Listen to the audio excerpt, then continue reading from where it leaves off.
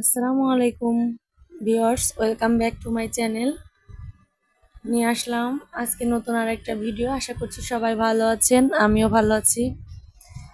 আজকে আমি আপনাদের সূত্রের সাহায্যে কিভাবে প্যান্ট পাজামা কাটিং খুব সহজেই কাটতে পারবেন এবং সেলাই করতে পারবেন, আমি সেই প্রসেসগুলো আপনাদের দেখিয়ে দেব।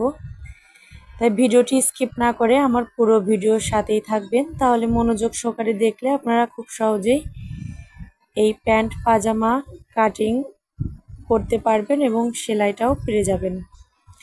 দেখুন, আমি প্রথমে 2 গজ 6 গ্রে কাপড় নিয়ে নিয়েছি। আমি কাপড়টিকে 4 ভাঁজে ভাঁজ করে নিয়েছি। কাপড়টির খোলা অংশ সামনে রয়েছে আর বন্ধ সাইড আমার পাশে রয়েছে। এখন আমি উপর থেকে প্রথমে ইলাস্টিকের যে ঘর, সেই ঘরটার জন্য কাপড়টা আমি 2 ইঞ্চি করে মেপে স্কেল দিয়ে দাগ দিয়ে রাখছি। এটা হচ্ছে ইলাস্টিক যে আমরা লাগাবো, সেই ইলাস্টিকের ঘর। এখন আমি কাপড়টিকে এখান থেকে ধরে লম্বার মাপটা নিয়ে নিচ্ছি। আমি যতখানি লম্বা আছে সবটুকু আমি রেখে দেব, যেহেতু প্যান্ট পাজামা কাটিং। এটা হচ্ছে নিচের দিক থেকে 3 ইঞ্চি অথবা 3.5 ইঞ্চি কাপড় জয়েন্ট দিতে হয়, সেজন্য এই সামনের অংশটা আমি খোলা রেখেছি যেখান থেকে মাপ নিচ্ছি, আর নিচের দিকে রেখেছি হচ্ছে বন্ধ সাইড।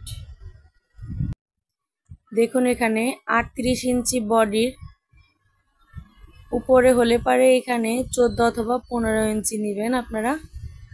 আমি 14 ইঞ্চিতে মার্ক করে দিয়েছি, যেহেতু আমার এখানে যার জন্য বানাচ্ছি তার বডির মাপ হচ্ছে 40-এর একটু বেশি, 41, সেজন্য আমি 14 ইঞ্চিতেই নিলাম। এখন হচ্ছে এই সাইডটা দেখুন কতটুকু রাখতে হবে। এখান থেকে আমি রাখবো হচ্ছে বডি, যেহেতু 41-এর 4 ভাগ করলে 10 হয়, 10-এর একটু বেশি, আর সাথে হচ্ছে এই যে 10 রাখলাম এবং সামনে আমি আরো 5 ইঞ্চি যোগ করে দেব। এটা দিয়ে এখন এখান থেকে এই পর্যন্ত আমি এটা মিলিয়ে দিচ্ছি। তাহলে বডির মাপের 4 ভাগের 1 ভাগ নিয়ে তার সাথে 5 ইঞ্চি যোগ করে দিতে হবে। এখন দেখুন, আমি যেহেতু সেলাওয়ারটা পুরোটাই রাখবো এবং নিচে থেকে আমি 3 ইঞ্চিতে মার্ক করে এভাবে মার্ক করে রাখবো এবং এটা আমি দাগ দিয়ে এটা মিলিয়ে কেটে রাখবো। এখন আমি দাগ দিয়ে রাখছি। এটা হচ্ছে এই কাপড়টা আমি এখানে বন্ধ সাইড রেখেছি, যেহেতু কাপড়টা নিচের দিকে জোড়া দিতে হবে। এখন দেখুন, এখানে যতটুকু কাপড় নিয়েছি তার অর্ধেক মাঝখানে একটা দাগ দিয়ে নিতে হবে।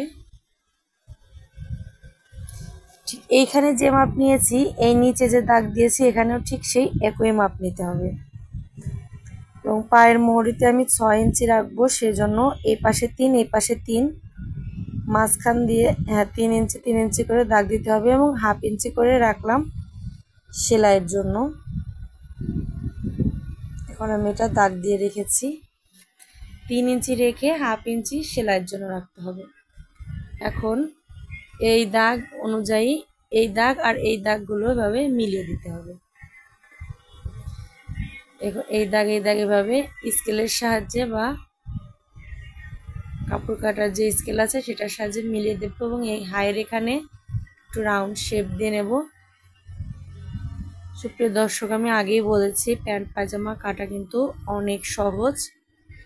এ পর্যায়ে আমার ছোট একটু আপনাদের কাছে রিকোয়েস্ট, আপনাদের যে কোনো মতামত থাকলে আমার কমেন্ট বক্সে কমেন্ট করে জানাবেন। আর আপনারা যদি আমার চ্যানেলে নতুন সদস্য হয়ে থাকেন, প্লিজ চ্যানেলটিকে সাবস্ক্রাইব করে পাশে থাকা বেল আইকন অন করে রাখবেন, যাতে আমার পরবর্তী ভিডিও নোটিফিকেশন আপনাদের কাছে সবার আগে পৌঁছে যায়।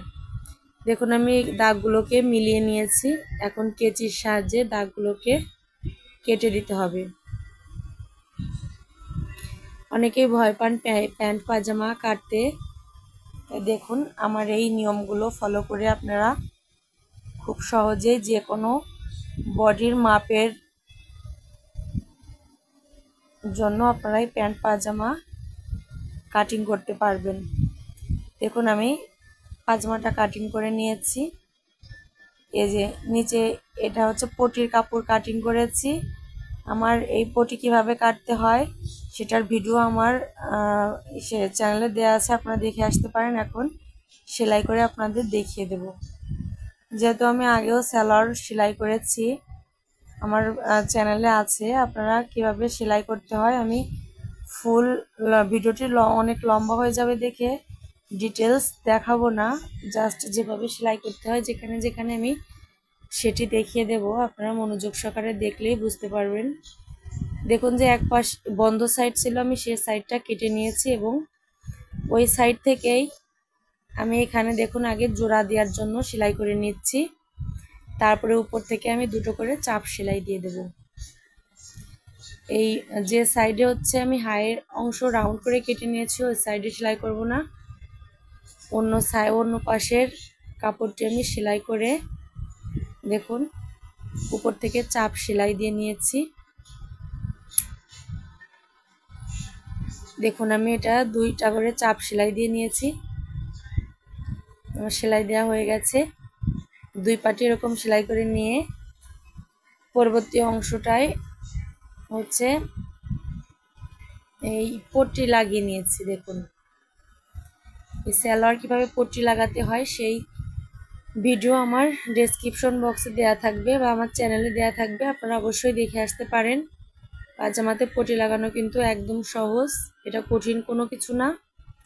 দুই পাশে আমি পট্টি লাগিয়ে নিয়েছি। দেখুন উপরে ইলাস্টিকের ঘরে আমি একটা চিকন করে সেলাই করে নিয়েছি। এখন হচ্ছে নিচের দিকে দেখুন যে আমি কাপড় এক্সট্রা রেখেছিলাম 3 ইঞ্চি পরিমাণ, সেটাও আমি জয়েন্ট দিয়ে সেলাই করে নিয়েছি এবং উপরে দুইটা করে চাপ সেলাই দিয়ে নিয়েছি। আপনারা প্যান্ট পায়জামাতে অবশ্যই চাপ সেলাই দিয়ে নেবেন। প্যান্ট পায়জামার আসলে সৌন্দর্যই হচ্ছে চাপ সেলাই, উপরের দুইটা করে চাপ সেলাই। এটা না দিলে কিন্তু সালোয়ারটা দেখতে ভালো লাগবে না। এখন আমি এই পা দুটা এভাবে মোহরি সেলাই করে নেব। দেখুন এভাবে রেখে আপনারা যার যতটুকু মেজারমেন্ট ততটুকু রেখে এইভাবে সাইড দিয়ে দুই পাশে সেলাই করে নিতে হবে। এই দেখুন আমি সেলাই করে নিয়েছি। আমার যতটুকু পায়ের মোহরি লাগবে সেটা রেখে আমি সেলাই করে নিয়েছি। আপনারা অবশ্যই দেখে বুঝতে পারছেন এবং আপনারাও এটা পারবেন আমি আশা রাখছি। এখন হচ্ছে আমি পাজামার ইলাস্টিক লাগাবো। দেখুন এখানে আমি আগেই একটা চিকন সেলাই দিয়ে নিয়েছি। এখন আমি 10 ইঞ্চি রাবার দিয়ে আমি এই রাবারটা লাগিয়ে নিয়েছি। এই রাবার কিভাবে লাগাতে হয় এই ভিডিও কিন্তু আমার চ্যানেলে দেওয়া আছে, আপনারা কষ্ট করে দেখে আসবেন, তাহলে খুব সহজে বুঝতে পারবেন। দেখুন ইলাস্টিক লাগানো থেকে শুরু করে প্যান্ট পাজামাটি কত সুন্দরভাবে বানিয়েছি, দেখতে কিন্তু মাশাআল্লাহ অনেক সুন্দর লাগছে। আপনারা আমার ভিডিওটি দেখে খুব সহজে এটা বানিয়ে ফেলতে পারবেন। তাহলে আমার ভিডিওর সাথে থাকার জন্য আপনাদের অসংখ্য ধন্যবাদ। ভালো থাকবেন সবাই, আল্লাহ হাফেজ।